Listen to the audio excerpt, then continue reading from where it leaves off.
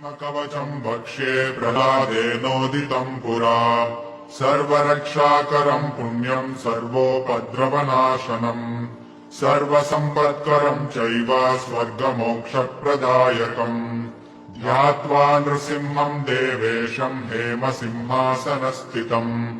विवृतास्यम् त्रिनयनम् शरदिन्दुसमप्रभम् लक्ष्म्यालिङ्गितवामाङ्गम् विभूतिभिरुपाश्रितम्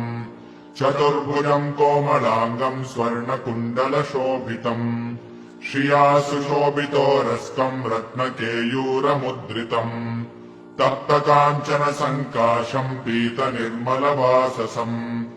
इन्द्रादिसुरमौलिष्टः स्फुरन्माणिक्यदीप्तिभिः विराजितपरद्वन्द्वम् शङ्खचक्रादिहेतिभिः गरुत्मता च विनयात् स्तूयमानम् मुदान्वितम् स्वहृत्कमलसंवासम् कृत्वा तु कवचम् पठे नृसिंहो मे शिरः पातु लोकरक्षात्मसम्भवः सर्वगोपीस्तम्भवासः पालम् मे रक्षतु ध्वनिम् नृसिंहो मे दृशौ पातु सोमसूर्याग्निलोचनः स्मृतिम् मे पातुर्हरी मुनिवर्यास्तुतिप्रियः नासाम् मे सिंहनासस्तु मुखम् लक्ष्मीमुखप्रियः सर्वविद्याधिपः पातु नृसिंहो रसनाम् मम वक्त्रम् पाद्विन्दुवदनः सदा प्रह्लादवन्दितः नृसिंहः पातु मे कण्ठम् स्कन्धौ भूभरणान्तकृत् दिव्यास्त्रशोभितभुजो नृसिंहः पातु मे भुजौ करौ मे देववरदो नृसिंहः पातु सर्वतः हृदयम् योगिसाध्यश्च निवासम् पातु मे हरिः मध्यम् पातु हिरण्याक्ष वक्षः कुक्षिविदारणः नाभिम् मे पातु हरिः स्वनाभि ब्रह्म संस्तुतः ब्रह्माण्डकोटयः कट्याम् यस्यासौ पातु मे कटिम् गुह्यम् मे पातु गुह्यानाम् मन्त्राणाम् गुह्यरूपदृक् ऊरो मनोभवः पातु जानुनी नररूपदृक्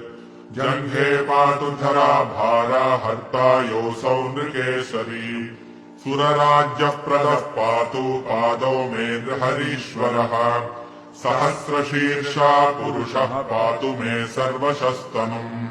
महोग्रः पूर्वतः पातु महावीराग्रजोऽग्नितः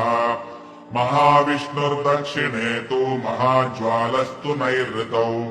पश्चिमे पातु सर्वेशो दिशि मे सर्वतोमुखः नृसिंहः पातु वायव्याम् सौम्याम् भीषणविग्रहः ईशान्याम् पातु भद्रो मे सर्वमङ्गलदायकः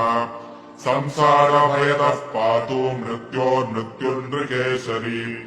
इदम् नृसिंहकवचम् प्रह्लादमुखमण्डितम् भक्तिमान् यः पठे नित्यम् सर्वपापैः प्रमुच्यते पुत्रवान् धनवान् लोके दीर्घायुरुपजायते यम् यम् कामयते कामम् तम् तम् प्राप्नोत्यसंशयम् सर्वत्र जयमाप्नोति सर्वत्र विजयी भवेत् भूम्यन्तरिक्षदिव्यानाम् ग्रहाणाम् विनिवारणम् वृश्चिकोरगसम्भूत विशापहरणम् परम् ब्रह्मराक्षसयक्षाणाम् दूरोत्सारणकारणम् भूर्जे वा तालपत्रे वा कवचम् लिखितम् शुभम् करमूले धृतम् येन सिद्ध्येयुः कर्मसिद्धयः देवासुरमनुष्येषु स्वम् स्वम् एव जयम् लभेत् एकसन्ध्यम् त्रिसन्ध्यम् वा यः पठेन्नियतो नरः सर्वमङ्गलमाङ्गल्यम् भुक्तिम् मुक्तिम् च विन्दति 32 सहस्राणि पठेत् शुद्धात्मभिर्नृभिः कवचस्यास्य मन्त्रस्य मन्त्रसिद्धिः प्रजायते अनेन मन्त्रराजेन कृत्वा भस्माभिमन्त्रणम् तिलकम् बिभ्र्याद्यस्तु तस्य ग्रहभयम् हरेत् त्रिवारम् जपमानस्तु दत्तम् भार्याभिमन्त्र्य च प्राशयेद्यम् नरम् मन्त्रम् नृसिंह